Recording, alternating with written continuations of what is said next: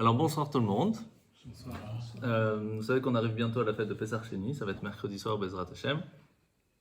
Et ce soir, on va prendre le temps de parler de l'histoire complète de Rabbi Meir Baal HaNes. Rabbi Meir Baal HaNes, il est appelé par le nom de Rabbi, parce qu'il a reçu la smicha de Rabbi par Rabbi Akiva. Vous imaginez un petit peu le niveau. Et il lui a donné, au moment qu'il était tellement jeune, que les Chachamim se posaient la question, mais comment il peut lui donner à cet âge-là? Il avait entre 8 ans et 12 ans. C'est une folie furieuse. Donc, ce qui se passe, c'est que Rabbi Meir, son vrai prénom, c'est pas Meir, c'est Nehorai, qui vient un peu de la même idée, Ner, Aï, donc la lumière qui vient, qui jaillit, mais là c'est plus Meir parce qu'il va donner une lumière à tous les Chachamim, à tous les sages. Et on va l'appeler Baal HaNes, le maître des miracles, parce qu'il y a une histoire spéciale qu'on va raconter, mais on va le faire dans l'ordre. Ok? D'abord, Rabbi Meir Baal HaNes ne vient pas spécialement d'une famille très connue, dans le sens où il avait des ascendants extrêmement, des grands rabbis, comme Rabbi Shimon ben Gamliel, qui lui-même, son père, était déjà un grand prince. Non, il vient d'une famille très spéciale. Et de qui venait-il? Il y avait à un certain moment, juste avant la destruction du temple, un certain Néron, qui était un général romain extrêmement méchant, tout ce que vous voulez, qui arrive devant la ville de Jérusalem. Et là, il sent qu'il va bientôt la conquérir. Qu'est-ce qu'il fait? Ils avaient beaucoup l'habitude de faire des oracles pour voir un peu le futur, etc. Et donc, il fait un test. Il prend une flèche et tire. La flèche arrive jusqu'à Jérusalem. Il se dit, ok, bon, c'est pas compliqué, je tire en face, c'est pas la fin du monde. Si je tire à gauche, qu'est-ce qui se passe? Il y a un vent qui arrive, il tire à droite, sur Jérusalem. Il tire de l'autre côté, la flèche revient sur Jérusalem. Il dit, oui, ça c'est bon, Jérusalem c'est pour moi. Sauf qu'il voit passer un petit enfant juif, et il lui dit, qu'est-ce que tu as étudié aujourd'hui? Il dit, c'est simple, aujourd'hui j'ai étudié le verset où c'est marqué, où Dieu il nous dit, je livrerai ma vengeance contre celui qui touche aux enfants d'Israël. Ok, j'ai compris. Dieu il veut que je détruise le temple, mais de l'autre côté, il va m'allumer derrière. Alors, qu'est-ce que je fais? Extraordinaire. Il lâche les armes. Il va étudier la Torah et il se convertit au judaïsme. Néron se marie avec une femme juive, va avoir un enfant, qui va avoir un enfant, et cet enfant, c'est Rabbi Meir Baal HaNes. Énorme. De là, on apprend que les enfants et les petits-enfants des convertis sont des gens, quasi à tous les niveaux, des gens extraordinaires. Bon, ça tombe bien. C'est ça que j'avais. Et donc, c'est pourquoi? Parce que les convertis, c'est quand même une force de pouvoir réussir à se transformer, à aller d'un endroit jusqu'à l'autre. C'est extraordinaire. Et donc, ils méritent que leurs enfants puissent aller dans un niveau de spiritualité énorme. Après, chacun son niveau, mais en tout cas, Rabbi Meir, c'était Rabbi Meir.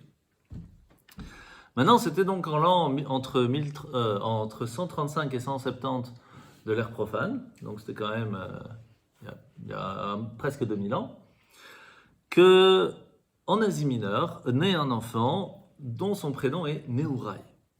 Et il va devenir, comme je l'ai dit, Meir, parce qu'il va amener de la lumière dans la compréhension de la Torah à travers tous les sages de sa génération. C'est pas rien quand même. Et donc, très très jeune, il va d'abord arriver jusqu'à la yeshiva de Rabbi Akiva, mais il va voir qu'il n'est pas au niveau. Il va donc aller chez Rabbi Ishmael, qui va lui apprendre vraiment la base très très très rapidement. Il va être au niveau pour aller jusqu'à la yeshiva de Rabbi Akiva. Arrivé dans la yeshiva de Rabbi Akiva très rapidement, alors qu'il était très jeune, comme je vous ai dit, il était à peine vraiment dans la bar mitzvah, qui devient Rosh Yeshiva. C'est-à-dire qu'il devient maître de tous les autres élèves. Il faut le faire quand même. Sauf que son maître, ça reste Rabbi Akiva, c'est lui qui leur transmet, lui il transmet aux élèves, mais ça ne change pas qu'il a quand même un niveau assez élevé. À ce moment-là, les élèves n'étaient pas très chauds, parce qu'il y en a qui avaient 50, 60, 70 ans, et un gamin qui vient me faire cours, c'est quoi l'idée? Et Rabbi Yehuda ben Bava, qui était aussi un très très grand sage, confirme le fait que le choix de Rabbi Akiva de mettre Rabbi Meir Balanès devant tout le monde est un bon choix. Et donc il l'accepte et c'était une bonne idée. Maintenant, il faut comprendre que pour pouvoir parler de Rabbi Meir Balanès, on doit comprendre qui était son maître. Donc on ne va pas trop aller dessus parce que c'est un autre cours, le fait de parler de Rabbi Akiva, c'est vraiment, je crois qu'on a pour 5-6 heures rien que pour connaître toute l'histoire complète. Mais là en 1 heure, je pense pour Rabbi Meir ça devrait aller. Et Rabbi Akiva, comme vous le savez, il avait 24 000 élèves. Vous connaissez un petit peu l'histoire de Rabbi Akiva très rapidement? Donc, ils sont tous morts, non? Ouais. Donc en fait, il a commencé à étudier la Torah lorsque il s'est marié, à 40 ans, avec sa femme Rachel. Il lui a dit, la condition pour laquelle je me marie avec toi, c'est que tu vas étudier la Torah. Il va étudier pendant 12 ans. En revenant, il voit que sa femme est d'accord pour qu'il repart encore 12 ans. Donc il repart encore 12 ans, je vous épargne les détails. Et il revient donc 24 ans après, avec 24 000 élèves. Il faut le faire, 24 000 élèves, c'est-à-dire qu'il y a tout Hucle qui arrive, qui le suit. C'est pas 50, 100, 2000, c'est 24 000.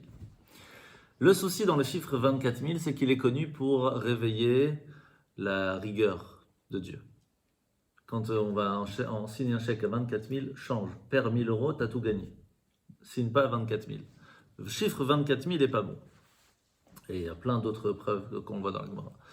Et malheureusement, ça va amener que chaque petit détail, des petits détails que les élèves de Rabbi Akiva vont faire pas convenablement, va amener une rigueur divine extrêmement forte. Qu'est-ce qui va se passer? Ils vont oublier d'écouter l'autre, dans le sens où ils vont tellement aimer leurs copains, qu'ils vont dire, écoute, j'ai compris comment Rabbi Akiva nous a appris. Je veux absolument que tu comprennes ce que j'ai compris. Il dit, mais moi j'ai compris autrement. Il dit, je te dis, c'est ça la vérité, comprends, écoute. Ils n'étaient pas prêts à écouter l'avis de l'autre. C'est un manque de respect. Il va avoir une épidémie, un Covid, qui va tuer les 24 000. Depuis le premier jour de Pessah jusqu'au 33e jour de Pessah, jusqu'à Lag BaOmer, l'épidémie va les toucher, va tuer 24 000. Sauf 5. Les 5 qui avaient gardé cette beauté de Havat Israël totale et qui étaient vraiment des gens extraordinaires. Je vous donne les noms. Rabbi Meir Balanès, Rabbi Shimon Bar Yochai, celui qui nous transmet le Zohar, Rabbi Yossi ben Chalafta, Rabbi Nechemia, Rabbi Yehuda Bar Ilai. Rabbi Yehuda Bar Ilai, il a été assez oublié dans les générations précédentes. Et il y a un grand rave de Shlomi qui a réécrit le livre de son histoire et j'ai eu la chance de le connaître. Et donc il m'a offert ce livre, je l'ai à la maison, mais il est assez extraordinaire où il raconte toute l'histoire de Rabbi Yehuda Bar Ilai. Et donc Rabbi Meir était donc celui qui va transmettre la continuation de Rabbi Akiva dans la partie de la Mishnah, donc de la Halacha. Avec Rabbi Nechemia, ils vont travailler à deux pour pouvoir continuer le travail de Rabbi Akiva, de compiler les avis de tous les sages. Qui va en fin de compte être continué par l'élève de Rabbi Meir, lorsqu'il va sortir de Rosh Yeshiva de Rabbi Akiva pour continuer sa vie et construire sa propre yeshiva. Il va aller à Tibériade, à Tveria, et là-bas, un de ses meilleurs disciples, c'était Rabbi Yehuda Anassi. Rabbi Yehuda Anassi, celui qui a écrit la Mishnah, donc qui a en fin de compte pris la compilation et le travail que Rabbi Akiva avait fait, que Rabbi Meir Balanès et Rabbi Nechemia avaient fait, et va réussir à travers son travail personnel aussi, de compiler les avis de tous les sages sur chaque sujet de la Torah. Ce qu'on appelle la Mishnah. Travail, mais gigantesque. Qui va en fin de compte plus tard être travaillé par d'autres, à travers le Talmud, la Gemara, etc., jusqu'au Shulchan Aruch, que l'on connaît aujourd'hui, et que nous on étudie juste le raccourci du Shulchan Aruch, mais on ne sait pas tout le travail qu'il y a derrière. Ok? Maintenant, Rabbi Shimon Bar Yochai, lui, il va plus être le spécialiste des Sodot à Torah, les secrets de la Torah, le Zohar, la Kabbale, etc. Et tout ce que l'on connaît aujourd'hui de la Kabbale, c'est grâce à lui. En fait, les 5 qu'on parle maintenant, c'est ceux qui nous ont transmis la Torah qu'on étudie aujourd'hui. Donc, c'est vraiment la base qu'on a aujourd'hui. Après, on a Rabbi Yehuda, lui, c'est vraiment la halacha sur le texte de la Torah. Donc, il prenait le texte de la Torah, qu'est-ce qu'on apprend de ce texte? Pas sur la partie orale, mais sur la partie écrite. Donc c'est pas la Mishnah, c'est plus sur la Torah. C'est un travail aussi très compliqué. Et donc il va écrire 2 livres, le Sifra et le Sifri, qu'on peut étudier aussi aujourd'hui, et qui est assez intéressant, mais qui est assez costaud quand même. Et puis on a Rabbi Yossi, qui lui va continuer l'œuvre de Rabbi Akiva, il va nous transmettre ce que Rabbi Akiva avait transmis à ses élèves à travers deux grands livres, le livre de Seder Olam Rabbah et Seder Olam Zuta, qui sont, Rabbah et Zuta, c'est niveau haut, niveau plus bas, et on utilise aussi cette formulation quand on parle de la Kabbale, Olam Zuta, Olam Rabbah. Bon, en fin de compte, au temps de Rabbi Meir, va arriver une des tragédies les plus connues de l'histoire juive, les 10 martyrs. Vous connaissez pas 10 martyrs. Alors, il y a tout un cours dessus, c'est sur l'histoire du 9 Av, sur la destruction du temple, où on explique qu'est-ce que vont avoir ces 10 martyrs. Je vais le faire en résumé pour que tu aies une idée. Donc, après la destruction du temple, les Juifs ont commencé à se dire « Ah, c'est pas la fin du monde que le temple a été détruit, parce qu'en fin de compte, on a encore nos sages, on a encore nos rabbins. Et tant qu'on a les rabbins, le peuple juif continue. » Et donc, malgré que, bien sûr, ils ont été tristes, qu'il y a eu des millions de morts et le sang coulait comme des rivières, mais quand même, ils avaient ce truc, ça va, on n'est pas perdu. Et d'un côté, c'est bien de penser comme ça. Mais le fait de ne pas avoir pleuré assez sur la destruction du temple va réveiller une autre rigueur divine qui va amener à ce que Tinus Rufus va étudier la Genèse, donc l'histoire de la Torah, va arriver au moment de la vente de Yosef, ses frères vont vendre Yosef par la jalousie, et va appeler les sages et leur dit « Dites-moi, si quelqu'un il kidnappe et il vend en esclave, c'est quoi la sentence ?» Il dit « C'est la mort. » Il dit « Très bien. Normalement, les 10 frères de Yosef devaient mériter la mort. Trouvez-moi les 10 plus grands sages de notre génération, que je vais les tuer pour pardonner la vente de Yosef. » Donc il y a toute une histoire derrière, ils vont aller dans les cieux pour poser la question, est-ce que Dieu était d'accord avec ça? Enfin, je vous passe les détails vraiment. Et en fin de compte, ils vont 10 les plus grands sages de la génération, entre autres Rabbi Akiva, ils vont être Rabbi Ishmael, ils vont carrément lui enlever vivant la peau de son visage, et il va crier, pas quand il lui a enlevé la peau, mais quand il a enlevé la partie là où il y avait les téphilines. Là, il dit, là j'ai mal, parce que tu m'enlèves une mitzvah. Rabbi Akiva, au fer chaud, ils vont lui enlever toute la peau. Il y a un autre qui vont lui faire brûler avec un Sefer Torah. Donc, les martyrs, vraiment, ok? Et je ne vais pas rentrer là-dedans parce que c'est vraiment un cours à part. Donc, Rabbi Meir a vécu dans un moment très très dur, parce qu'il a vu son maître partir. Et c'est pour ça que va arriver le moment où, un petit peu avant où Rabbi Akiva se fait tuer, il va passer par le Pardès. Le Pardès, on en a déjà parlé, c'est un jardin spirituel de connaissance de la Torah, que lorsqu'on rentre dedans, c'est à double tranchant. On peut apprendre tous les secrets de l'univers, on peut avoir la possibilité de changer l'ADN de tout ce qu'on veut, enfin, c'est vraiment tous les secrets de l'univers, ils sont.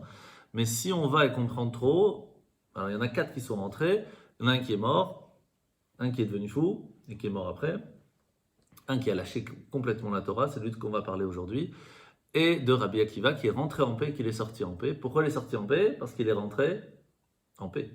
Il est parti en se disant, je vais prendre ce qui est compatible et accessible à mon cerveau, et pas plus, parce que sinon ça ne va pas le faire. Donc quand on va pour étudier certaines choses, surtout dans la Kabbale, on se dit, ok, là je vois que c'est trop pour moi, savoir s'arrêter. C'est très important. Et pourquoi je vous raconte cette histoire? Parce que un des maîtres de Rabbi Meir Balanès, c'était le 3e, celui que je vous ai dit qu'il a lâché la Torah complètement. Il s'appelait Elisha ben Abouya. Rabbi Elisha, on va l'appeler après Acher, l'autre, parce qu'il a complètement changé de vision de la vie.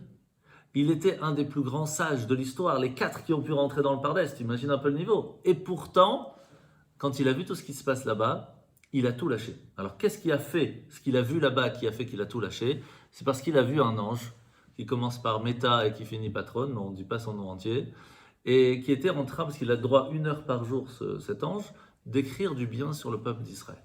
Et ça permet de nous protéger énormément. Alors, je ne vous rentre pas dans les détails, comment il a été créé, d'où il vient, etc.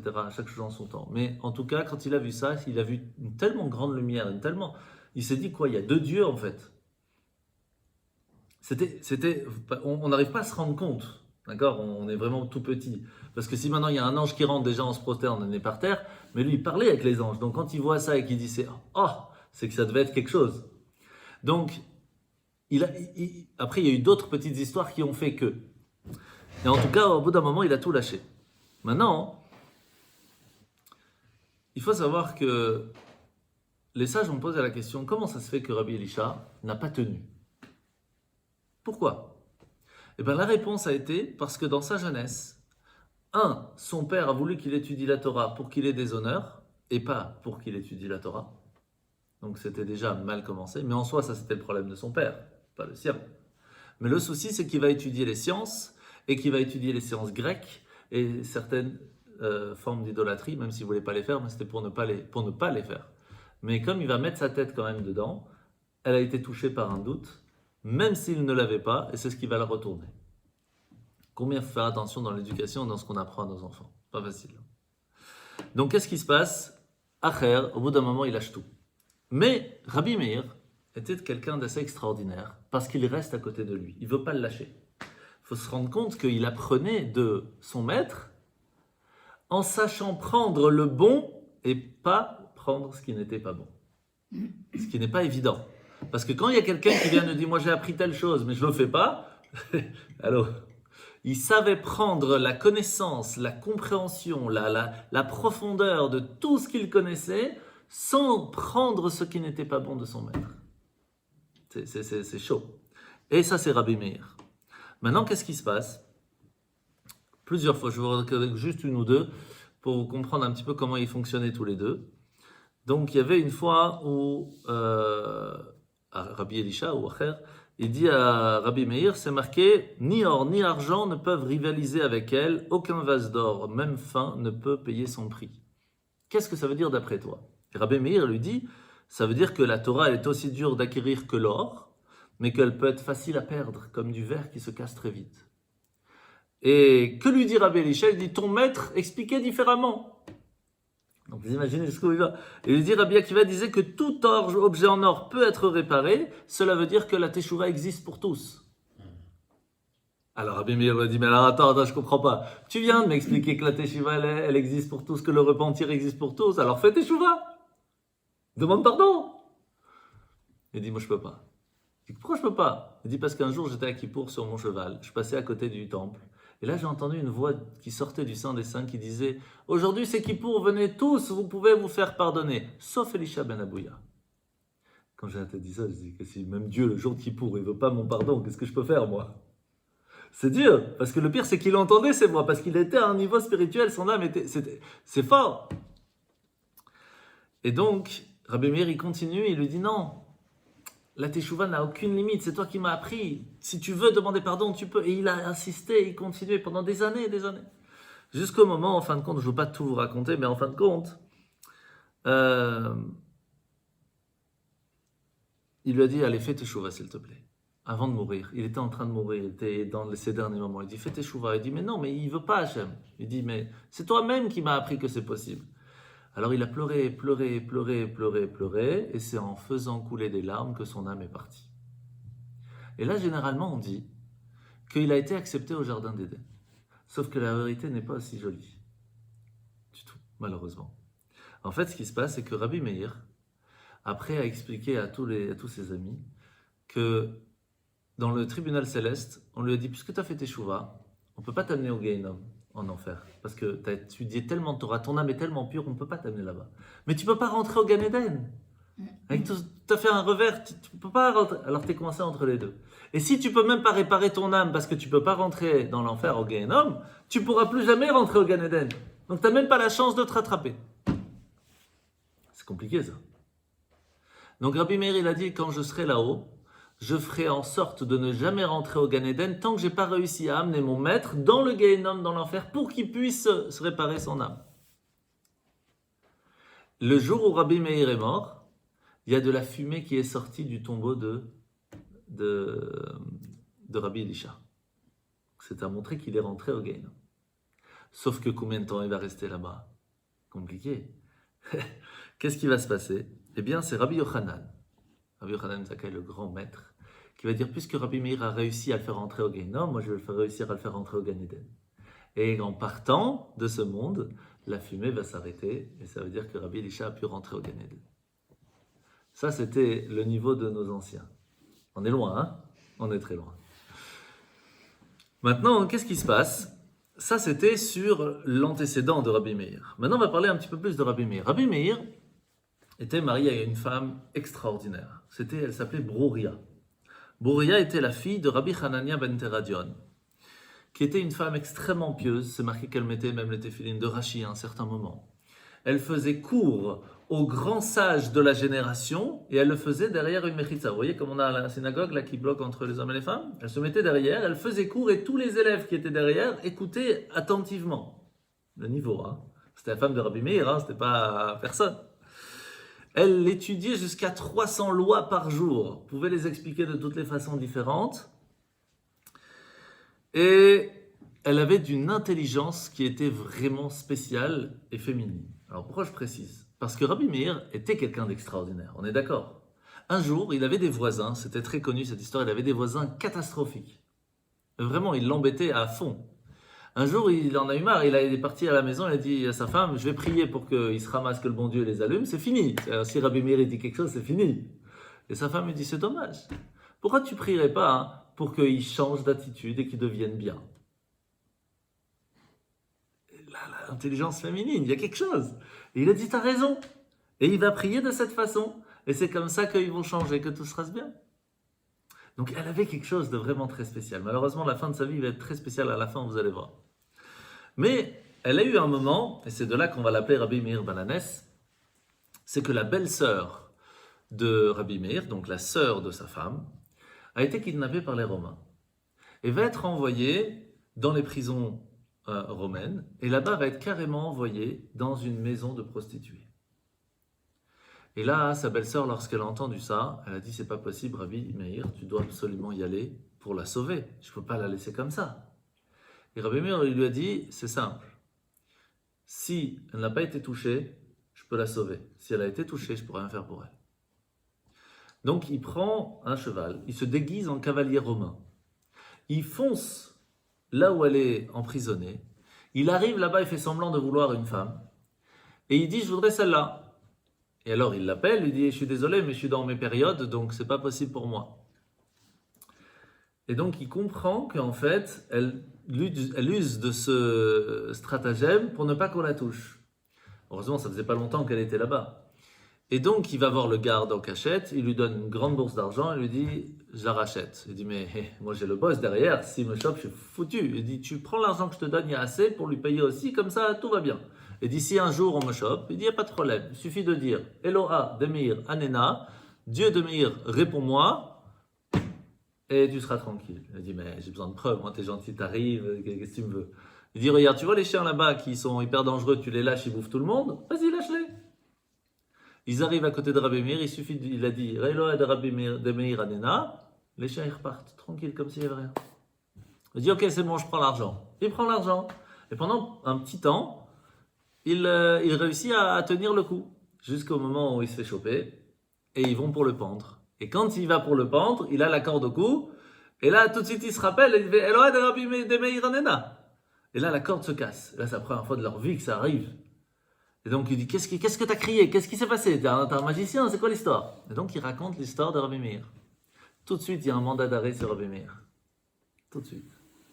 Et alors, quand il entend ça, Rabbi Meir, au début, il se dit, bon, avant qu'il m'attrape, avant qu'il me chope, avant qu'il me trouve, c'est pas comme aujourd'hui, il y a WhatsApp, il y a les satellites, tout ça, c'est pas... Mais quand même, à un moment, les Romains arrivent jusqu'à la ville, et ils le voient dans la rue. Ils le courent derrière. Alors, Rabbi Meir, il rentre dans une gorgote, une sorte de petite auberge comme ça, et il met comme ça le doigt dans la marmite, et il va manger l'autre doigt. Et là, les Romains, ils disent, ah, c'est pas possible, c'est un rabbin, ça. Parce qu'il vient de goûter à un aliment non cachère. Mais en fait, il n'a pas mangé. Il a utilisé un doigt, il a mangé l'autre. C'est très fort. Et c'est comme ça que Rabbi Meir a pu après aller prendre toute sa famille et se sauver. Et il va se sauver en Perse pendant un petit temps, jusqu'à qu'après il va pouvoir revenir, il va passer en Asie mineure, enfin il y a toute une histoire. Ok ? Et depuis ce jour, lorsque quelqu'un a un besoin, il suffit de dire Eloha de Meir Anena, et il est bon. Alors on dit 3 fois. Et c'est bien de mettre en même temps de la tzedaka pour Rabbi Meir. On va parler ça un petit peu à la fin. En sachant que quand on dit Eloka de Meir, c'est pas obligatoirement de Rabbi Meir qu'on parle.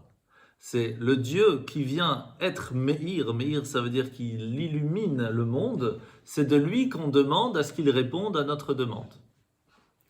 Mais c'est pas grave si on pense à Rabbi Meir, il peut nous aider aussi, c'est pas un souci. Ok? Maintenant, qu'est-ce qui se passe? Rabbi Meir était un jour à la synagogue. Il rentre chez lui à la maison pour Shabbat. Et il dit à sa femme, ils sont les enfants, je ne les ai pas vus à la synagogue. Il dit, ah, sûrement qu'ils dorment, rien de spécial. Sauf que malheureusement, c'est pas qu'ils dormaient, c'est qu'ils dormaient. Ils dormaient, ils allaient plus se réveiller. Et elle, pour ne pas que son Shabbat soit triste, elle va les mettre dans son lit, elle va mettre un drap sur eux. Et tout le Shabbat, il dit, ils sont les enfants. Ah, sûrement, ils sont partis dans une autre sina, t'inquiète, tout va bien. Ils sont partis au jour au toboggan. Enfin, vous avez compris l'idée. C'était des grands sages, vraiment de très grands sages. Et à la fin du Shabbat, juste avant l'Havdalah, elle dit à son mari, dis-moi, j'ai une question. On apprend bien que si quelqu'un nous a donné un objet en dépôt, qu'est-ce qui se passe si un jour il vient et nous demande, je voudrais reprendre mon objet en dépôt? Est-ce que je peux les garder pour moi ou pas? Alors, il dit non. C'est quoi la question? C'est logique. On te demande de le garder, on vient, on le reprend, voilà. Il dit, là, je vais te montrer quelque chose. Il rentre dans la chambre et il enlève le drap. Il dit, Hachem nous a donné 2 âmes extraordinaires en dépôt et il est venu hier pour les reprendre. C'est chaud, hein? Et c'est comme ça que Rabbi Meir l'a remercié, tout en faisant le deuil et ce que vous voulez, mais en tout cas, ça l'a calmé, ça lui a fait passer la pilule, on va dire, un peu plus facilement. Maintenant, donc il n'a pas eu une vie super facile. Hein. Donc maintenant, Rabbi Meir, il avait l'habitude de ne pas gagner d'argent par ses cours de Torah. Il aimait travailler de ses mains. Et donc, qu'est-ce qu'il faisait? Il écrivait un sofer. Il écrivait les Sefer Torah, les Mezuzot, les Filin, Megillah. Et il aimait beaucoup les Sefer Torah. Il a écrit plus de 300 Sefer Torah dans sa vie. Ce qui est pas rien. Un jour, il est passé dans une ville et il aimait bien vérifier que tout était OK quand il allait dans une ville. Parce que malheureusement, un Sefer Torah kasher, c'est pas facile d'en avoir un. Mais les Megillah d'Esther aussi, c'est pas facile d'avoir des Megillah kasher. Et donc, à chaque fois qu'il allait quelque part, il vérifiait. Il est arrivé dans une ville où la Megillah était, mais quand je vous dis catastrophique, il n'y avait plus rien à faire. Il a réécrit la Megillah de tête. De tête, sans une faute. Alors, on peut la réciter, mais écrire sans une faute, franchement, chapeau. Parce que des fois, il y a un vav, des fois, il n'y a pas le vav, des fois, c'est un lev, c'est pas un hé, des fois, c'est extraordinaire. De tête. Non, c'est Rabbi Meir. Maintenant, il avait l'habitude de, chaque fois qu'il faisait un cours de Torah, il le découpait en 3. Il y avait la base de la Torah, les explications qui est dessus. Il aimait faire des fables ou des petites, comment on dit ça en français aussi, des paraboles. Et donc, une de ces fables, des paraboles les plus connues, je vais vous la raconter, comme ça vous l'aurez, c'est qu'il y a une fois, une veille de Shabbat, il y a un renard qui dit à un loup, tu sais quoi, je t'invite chez une famille d'un juif, très sympathique, il va nous donner à manger. Le loup arrive, et quand la famille voit le loup, qu'est-ce qu'ils font? Avec le balai et les pierres et trucs, ils l'éclatent. Donc il va voir le renard, il dit, qu'est-ce que tu me fais? Tu m'envoies là-bas, je pensais que j'allais manger tranquille, un bon choulent, et puis je me fais allumer. Il dit, ça sûrement c'est à cause de ton père. Il dit, comment ça à cause de mon père? Parce qu'une fois sûrement il a dû partir chez eux, et il a dû tout manger, et à cause de ça, maintenant toi aussi tu ramasses. Il dit quoi? Moi je dois ramasser à cause de mon père? Alors il dit, bon tu sais quoi, j'ai une autre idée. Je connais un endroit très sympa où là-bas il y a un bon fromage. Viens, je t'amène. Je dis ok. Il l'amène dans un puits et il voit que tout en bas du puits il y a un beau fromage. Mais en fait c'était la lune. Et donc le loup il saute dedans et quand il est dedans il dit hey, tu m'as eu. Il dit bah maintenant t'es coincé, tu pourras pas me faire de mal. Moi je peux rentrer à la maison. Intelligence du renard. Et donc pourquoi est-ce qu'il racontait ça? Parce qu'en fait le sage intelligent, il est protégé. Mais l'impie qui recherche toujours à profiter du moment, je veux tout de suite mon fromage, je ne vais pas réfléchir, je veux tout de suite. Et ben, en fin de compte, il se retrouve coincé et il n'y a rien qui lui reste. D'où le Rabbi Meir, il avait l'habitude de raconter des petites histoires comme ça pour pousser les gens à réfléchir avant de prendre des décisions, pour que ce soit quelque chose de constructif et pas malheureusement l'inverse. Et donc Rabbi Meir et Rabbi Yossé et Rabbi Yehuda, ils arrivent un jour, une veille de Shabbat, dans une auberge. Et là, Rabbi Meir, il avait l'habitude toujours de poser la question à là où il allait, quel était leur nom, leur prénom. Pourquoi? Parce qu'on sait que le prénom d'une personne agit énormément sur son mazal, sur son destin, mais aussi sur son caractère. L'histoire, c'est que ce n'est pas obligatoire, mais c'est plus facile. Et quand on a un prénom qui est en soi bon, on a une facilité dans le bon. Si on a un nom qui est malheureusement pas bon, on a une facilité dans ce qui n'est pas bon, mais ça ne veut pas dire que c'est obligatoire. Donc qu'est-ce qu'il fait Rabbi Meir? Il dit comment tu t'appelles? Il dit je m'appelle Kidor. Et Rabbi Meir il dit ok, ça donne. Alors l'aubergiste lui dit donnez-moi votre argent avant Shabbat, comme ça vous êtes tranquille, je mets dans le coffre, après Shabbat. Les deux ils donnent, et lui il veut pas. Il dit moi je me débrouille, t'inquiète. Ok. Maintenant qu'est-ce qu'il fait Rabbi Meir? Il va dans le cimetière d'à côté de la ville, il voit le nom du père de Kidor et il enterre son argent juste à côté. Le lendemain matin, qu'est-ce qu'il voit? Le Kidor qui arrive, qui lui dit c'est étonnant, j'ai rêvé hier que mon père venait me dire que j'avais de l'argent qui était enterré juste à côté de moi. Alors lui, il ne veut pas prendre de risque, il va vite l'enlever. En fin de compte, il n'est pas allé, mais quand même, il a préféré pas prendre de risque. Maintenant, le soir arrive, les deux autres rabbis, ils disent à Kidor, dis-moi, donne-nous notre argent, on doit repartir. Il dit, quel argent? Tu m'as jamais rien donné. Alors ils vont voir Rabbi Meir et dire, Rabbi Meir, je comprends pas, si tu savais qu'il allait pas me rendre, alors pourquoi tu nous as pas dit? Il dit, parce que Kidor, ça vient d'un verset de la Torah qui dit que la génération était méchante, elle était mauvaise. Et donc, j'ai pas voulu prendre le risque, mais si la personne, elle travaille sur elle-même, elle aurait pu utiliser cette énergie pour quelque chose de bien. Donc, je ne voulais pas juger une personne, en tout cas de ne pas vous le dire. J'ai préféré faire attention, mais je ne pouvais pas vous dire, faites gaffe, c'est un homme méchant, parce que peut-être ce n'était pas le cas. Donc, la shonara, il faut faire attention. Mais il dit, vous ne t'inquiète pas. Rabbi Meir avait remarqué que dans sa barbe de ce monsieur qui dort, il restait encore des lentilles. Qu'est-ce qu'il fait? Il va voir sa femme, la femme de qui dort, et lui dit, écoute, ton mari vient de m'envoyer pour que tu me donnes l'argent, parce qu'il y a un grand business, et là il est occupé de tout gérer, il voudrait que tu me donnes. Et la preuve, c'est qu'il m'a dit que hier il a mangé des lentilles avec toi. Il dit, ah oui c'est vrai, t'as raison, alors tiens, je te donne l'argent. Et bien sûr, eux, ils se sauvent. Sauf que ce monsieur qui dort rentre à la maison, et sa femme lui dit, alors t'as géré le business? Il dit, quel business? Je lui ai donné l'argent, t'as dit là. Et il va tuer sa femme. Ah, il ne faut pas toucher à Rabbi Meir, hein. Il ne faut pas l'embêter.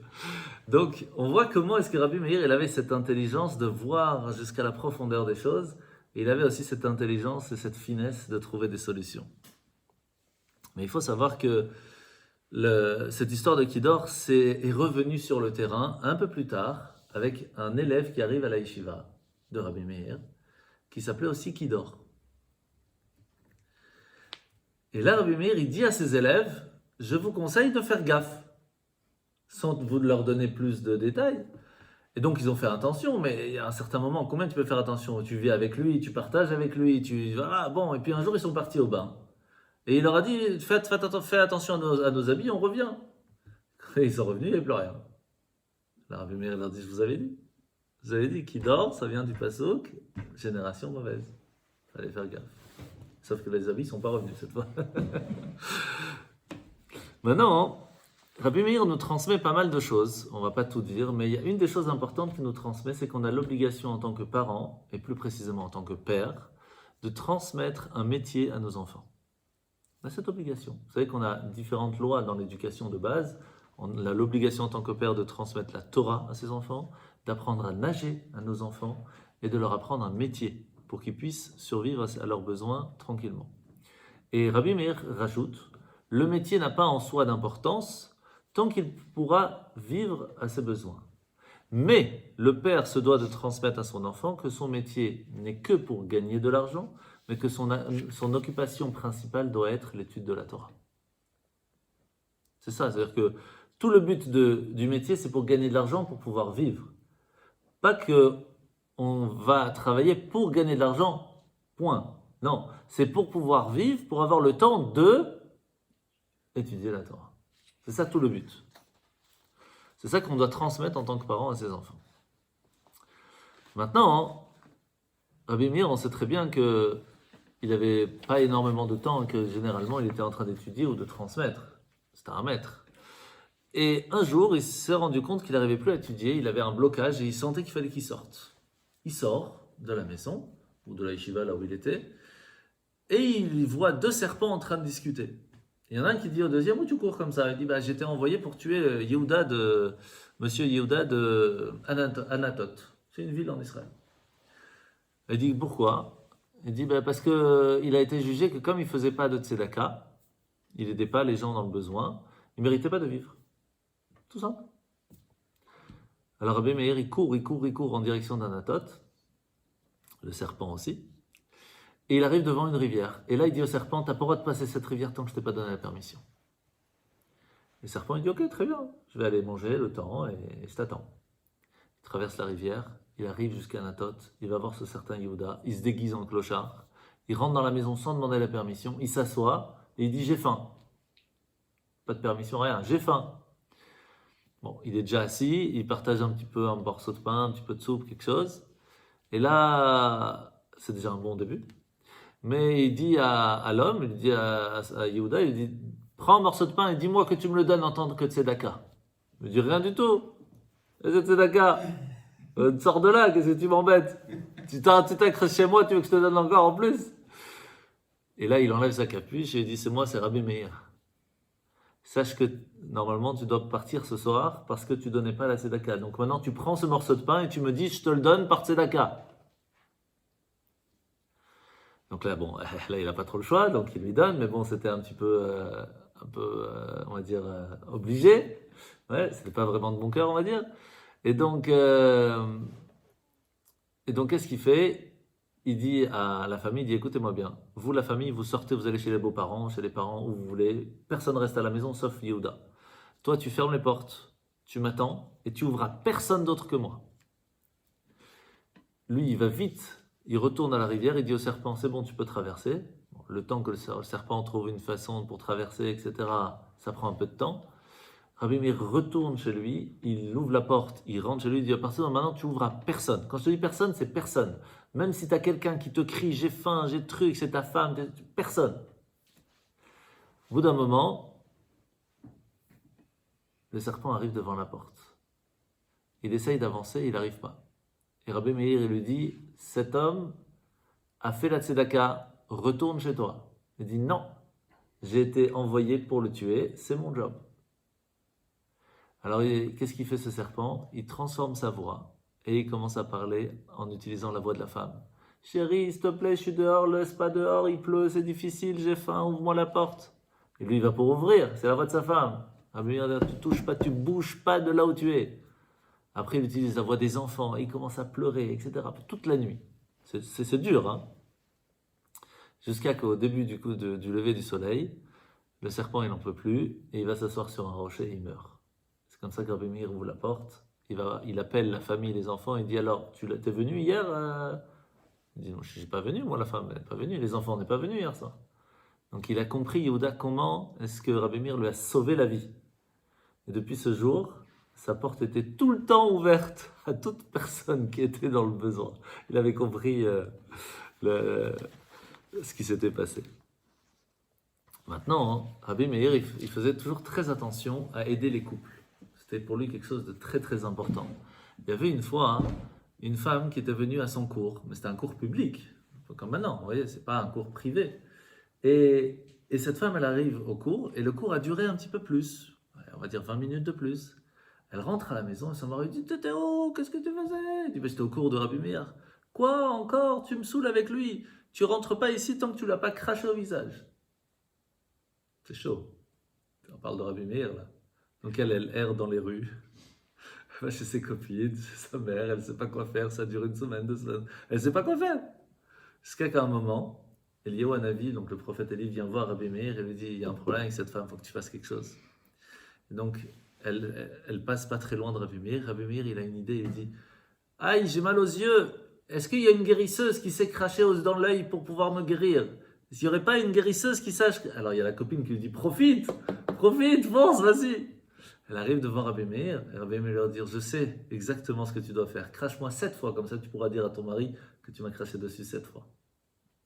Elle lui crache 7 fois dessus, il y a des témoins et tout ce que vous voulez. Et elle rentre à la maison, c'est comme ça qu'elle retourne avec son mari. Maintenant, les élèves de Rabbi Meir, elle lui dit, mais attends,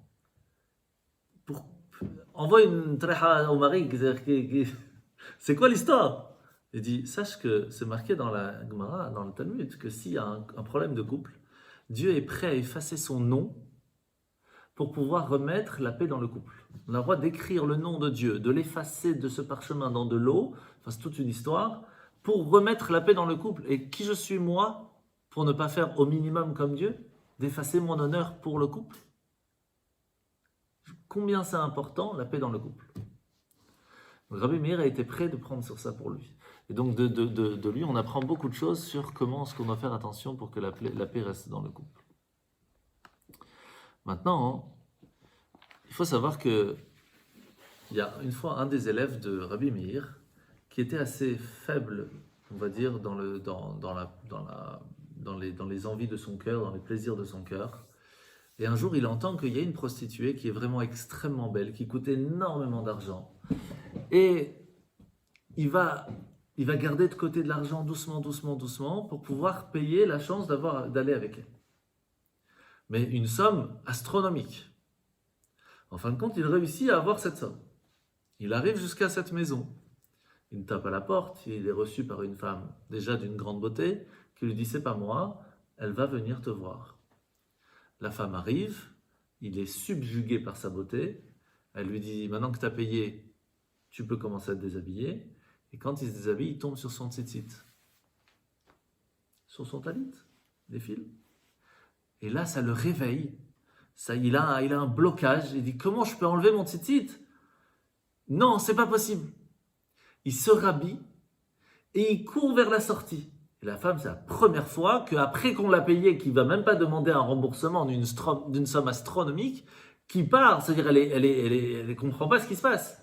Il dit, qu'est-ce qui t'arrive? Il dit, non, je peux pas. Le tzitzit me rappelle que je suis juif et je dois faire attention à ma pureté, à mon âme, à mes descendants. C'est pas possible.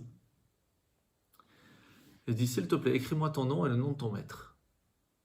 Il lui écrit et il se sauve. Elle est tellement subjuguée par l'histoire qu'elle vend toutes ses affaires. Elle vend sa maison. Elle prend la route jusqu'à la yeshiva. Elle demande à parler à Rabbi Meir. Et il dit à Rabbi Meir, écoute, je voudrais me convertir. Voici mon histoire. Et je voudrais plus tard que, si c'est possible, si ma conversion se fasse bien, de pouvoir me marier avec ce jeune homme-là, qui a réussi à aller contre ses pulsions. Et c'est ce qui va se passer. C'est énorme. Comment le tzitzit protège. C'est pour ça qu'il y en a beaucoup, quand c'est possible, de dormir avec son tzitzit. De façon générale, c'est une vraie protection. Maintenant, Rabbi Meir, on va lui poser plein de questions. Alors, il y a plusieurs questions que je vais vous ramener. Il y en a une qui a été posée par un Romain qui lui a dit, mais pourquoi cet animal rose, en hébreu, vous l'appelez chazir, qui veut dire choser, qui revient? Il dit, parce qu'à un certain moment, on va le mettre en grande valeur et que tout le monde va vouloir l'avoir. Et puis un jour, il va choser, il va revenir dans sa boue et qu'il va tomber. Et c'est un peu l'histoire de Rome, qui à un moment est venu agrandir, mais il va tomber, il va retourner dans sa boue. Il y a un autre moment où il y a Abnimus qui va demander à Rabbi Meir, est-ce que toutes les laines que le teinturier va mettre dans la teinture vont sortir exactement de la même façon? En fait, c'était une question pour dire, est-ce que un élève qui va aller chez tel rabbi, tous les élèves, puisqu'ils ont étudié du même rav, vont ressortir avec la même connaissance, avec le même niveau spirituel? Qu'est-ce qu'il va lui dire? Il dit, ça dépend. Si la laine était déjà tachée, tu peux la mettre 50 fois il restera une tache. Donc oui, c'est bien d'aller chez tel rabbin, mais c'est bien aussi que toi-même tu te prépares. Tu vas à un cours, mais tu n'es pas préparé à écouter ou à assimiler ou à changer. Tu peux écouter 50 fois, ça ne changera rien. Tu peux répéter la phrase?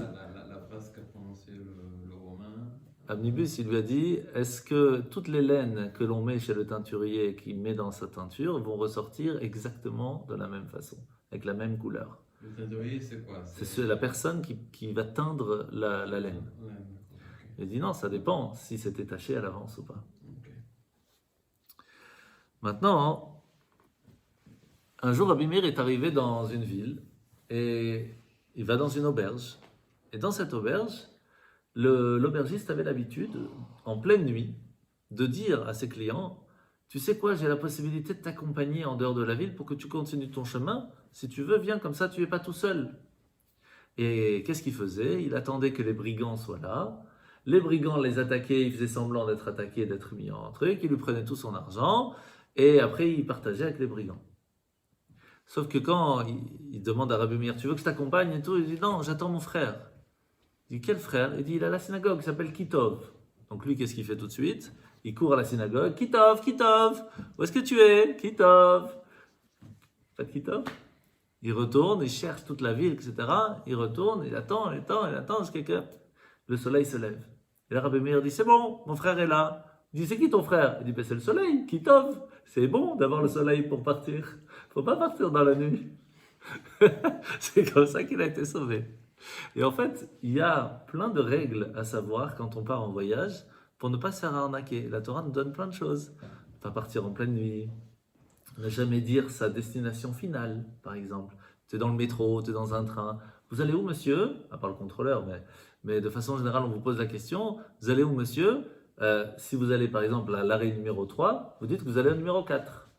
Comme ça, lui, il vous attend au 4 si vous voulez, il va vous avoir, mais vous serez déjà sorti. Et plein de fois, plein de sages et d'histoires ont été dans le Talmud qui racontent comment ils ont été sauvés grâce à ces règles que la Torah nous donne. Donc, une de celles-là, c'est Rabbi Meir qui nous l'a transmis. Alors, il faut savoir que là, on arrive à la fin de l'histoire de Rabbi Meir qui n'est pas si agréable, vous allez voir. Rabbi Meir était le sage du Sanhédrin de Yavne et de Husha. En fait, c'était d'abord à Yavne, puis après, il va être transféré à Husha. Et il y avait 3 grands sages là, chacun avec son poste. Il y avait le président, c'était Rabban Shimon ben Gamliel. Il y avait le vice-président, c'était Rabbi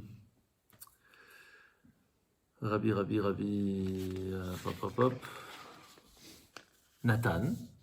Et le sage du Sanhédrin, c'était Rabbi Meir.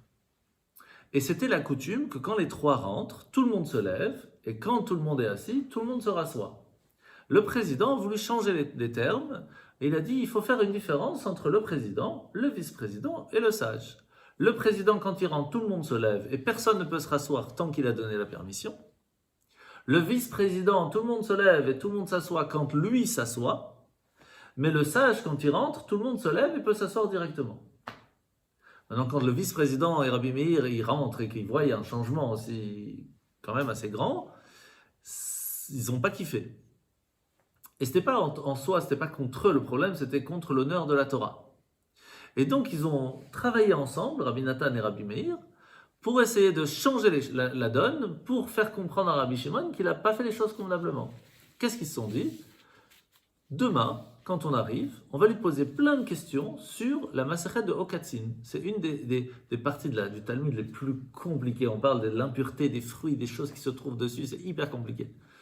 Maintenant, qu'est-ce qui se passe? Rabbi Yaakov ben Korchai, il a entendu cette histoire. Il les a entendus discuter. Qu'est-ce qu'il va faire? Il va se mettre derrière la salle du président.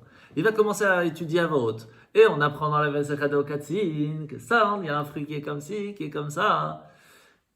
Ok, il a entendu, tu vois, bon. Ce qui se passe, c'est que quand le lendemain, ils lui ont posé plein de questions, lui, il a chopé le truc. Et il avait toute la réponse, parce qu'il avait entendu Rabbi Yaakov en train d'étudier la veille. Et donc là, il a compris, Rabbi Shimon, qu'est-ce qu'ils étaient en train de faire. Et il ne l'a pas du tout kiffé. Donc il va les virer du Beth Midrash. Il va les virer du Sanhédrin. Ils ne pouvaient plus rentrer. En fin de compte, les sages vont lui dire, ok, bon, c'était une petite querelle, il faut quand même les accueillir. Mais il va quand même faire quelque chose de très très grave. C'est que plus aucun texte ne sera au nom de Rabbi Meir, ni au nom de Rabbi Nathan.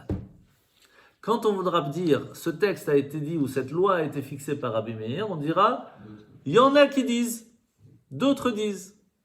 Et quand c'est Rabbi Nathan, on dit, certains disent. C'est dur, hein, comme. Ouais, d'autres disent c'est Rabbi Meir et certains disent c'est Rabbi Nathan. Okay. C'est dur comme.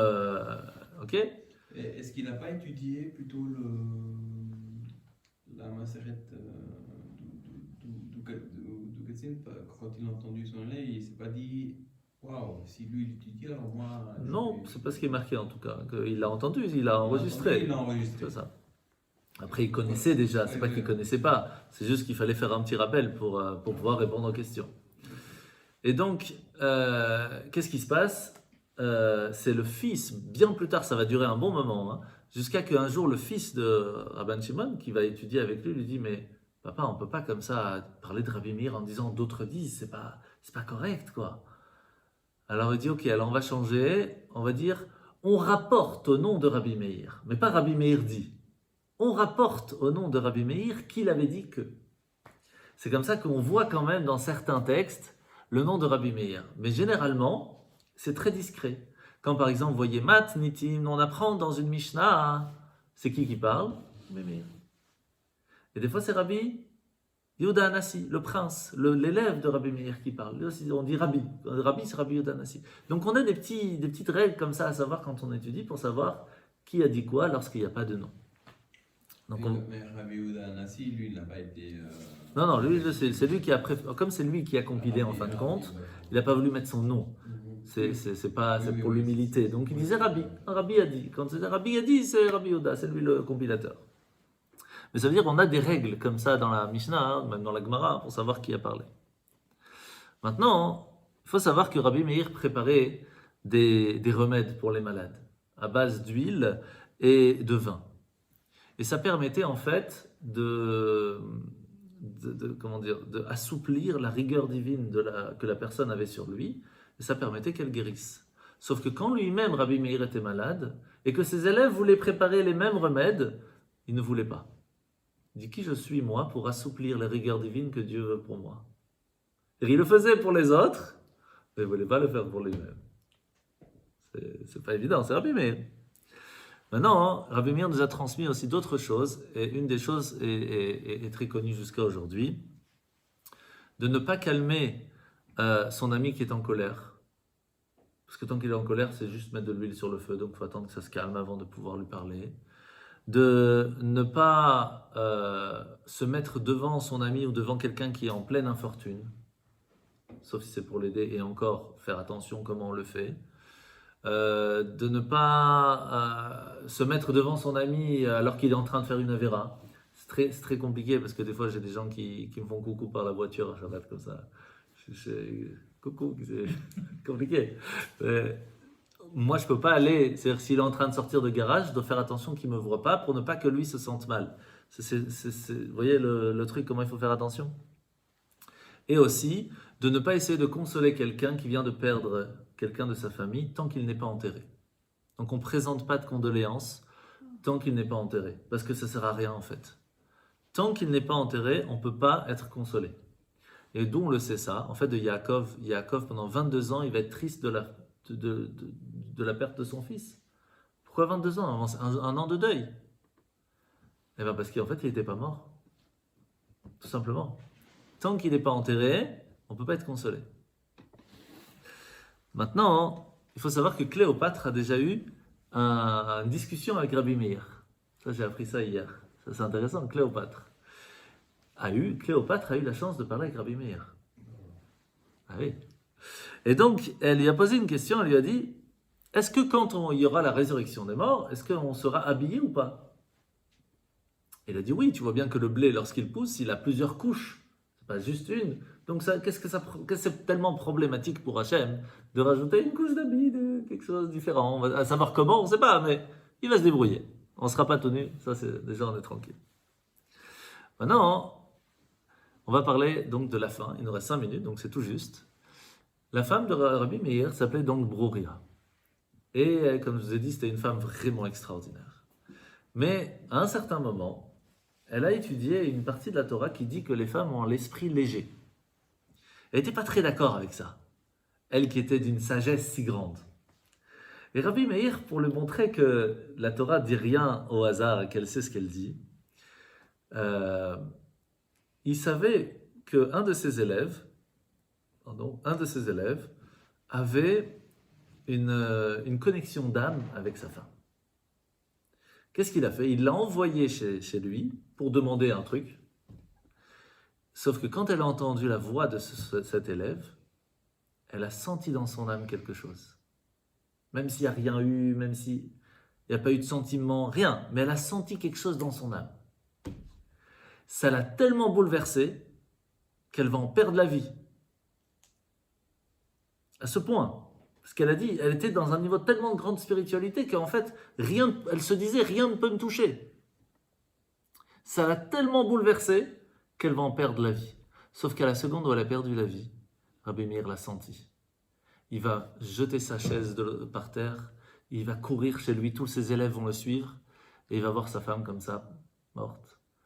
Et il va en perdre ses moyens. Tout de suite, la Chevra Kadisha des femmes vont venir, vont s'occuper d'elle, ils vont l'enterrer, etc. Mais lui, il avait perdu le goût à la vie. Pour lui, c'était fini. Et donc, c'est une des choses qu'on doit savoir, c'est qu'il ne faut pas essayer d'apprendre quelque chose de sa femme ou tester sa femme. Malheureusement, ce n'est pas une bonne idée. Il vaut mieux avoir tort et la laisser en bonne santé. C'est quelque chose d'assez important à ne pas oublier. Et donc, qu'est-ce qu'il va faire? Il va partir, il va aller en exil. Certains de ses élèves vont le suivre. Puis, en fin de compte, il va revenir du côté pas loin de Tibériade. Certains disent qu'il va rester en Asie mineure. Certains qui... Bon, il y a plein d'avis différents. En fin de compte, avant de mourir, il va demander à être enterré à Tibériade. Et c'est là où Rabbi Meir Baal HaNes est enterré maintenant. On dit que dans son tombeau se trouvent aussi deux grands de ses sages, un Rabbi Nathan avec le vice-président dont on a parlé, et un autre Sumchus qui est énormément discuté dans le Talmud. Et il va demander d'être enterré debout. C'est le seul. Alors, il y a plein de raisons. Alors Rizal explique parce qu'il était toujours debout comme un arbre qui est avec les racines qui sont là, qu'il est toujours debout parce que son âme et sa force, son énergie, ses bénédictions continuent de vivre et nous protègent encore jusqu'à aujourd'hui. Une des plus connues des explications, c'est parce qu'il a dit comme ça, quand Mashiach arrive, je suis prêt. Je ne dois pas attendre assis, je ne dois pas attendre allongé, je suis prêt. Mashiach est là, on y va. Tellement c'était important pour lui. Il faut savoir que lui-même était appelé Mashiach. Pour une autre raison, parce qu'il avait été, entre guillemets, oint pour être celui qui allait transmettre la Torah. Enfin, il y a plein d'explications. Le problème, c'est qu'on avait perdu l'emplacement de sa tombe. Parce que la ville de Tibériade a été maintes et maintes fois conquise et détruite. Jusqu'à qu'un jour, il y a un berger, sans faire exprès, il est parti se reposer juste là où il était enterré. Et donc Rabbi Meir vient le voir et lui dit, je suis enterré là, tu ne peux pas rester. Et il dit, mais sache que tu dois dire à personne, parce que sinon tu vas perdre ta vie, si tu le dis que je suis là. Mais ça va tellement le trotter, qu'il va rentrer à la maison, il va arranger ses affaires, et il va dire à toute la ville, sachez que je vais bientôt partir, mais je le fais pour que tout le monde, jusqu'à aujourd'hui, les gens pourront aller pèleriner Rabbi Meir. Et il leur dit, il est à tel endroit, et quand il finit de parler, il meurt. Donc il a donné sa vie pour que nous, aujourd'hui, on puisse aller pèleriner Rabbi Meir. Et c'est donc en 1837 qu'on va construire quelque chose d'un peu plus officiel sur sa tombe. Ça va être détruit et reconstruit en 1867. Il va y avoir plein de miracles pendant la construction, une colonne qui va se déplacer toute seule, enfin plein de trucs. Et inauguration, Pessar Sheni, le 14 du mois de Iyar, le jour de sa Iloula. C'est pour cela que ce mercredi, c'est Pessar Sheni et en même temps la Iloula de Rabbi Meir Baal HaNes. Et donc, pour vous rappeler des choses qu'il nous a transmises, qu'à ne pas oublier, si vous avez quoi que ce soit comme souci, vous dites 3 fois Eloah de Meir Anena, Eloah de Meir Anena, Eloah de Meir Anena. Et le Dieu de Rabbi Meir nous aide. Donc juste pour finir, juste pour finir, n'oubliez pas de donner des tzedaka pour Rabbi Meir. Il y a des tzedakot spéciales pour ça. N'oubliez pas de donner de la tzedaka pour qu'il y ait de la lumière dans les synagogues. C'est ce que Rabbi Meir demandait. N'oubliez pas de donner des tzedaka le jour de Rabbi Meir, donc à Pessar Sheni, d'acheter une bougie pour allumer les bougies. Il faut allumer un maximum de bougies chez vous à la maison. Si vous venez mercredi soir ici, allumez des bougies. Si vous ne venez pas, allumez des bougies à la maison. Vraiment un maximum de bougies. Tu reviens en retard aussi. Toujours. C'est jamais en retard, chacun son horaire. Et de façon générale, Rabbi Meir nous protège encore jusqu'à aujourd'hui, donc profitez de ce moment-là.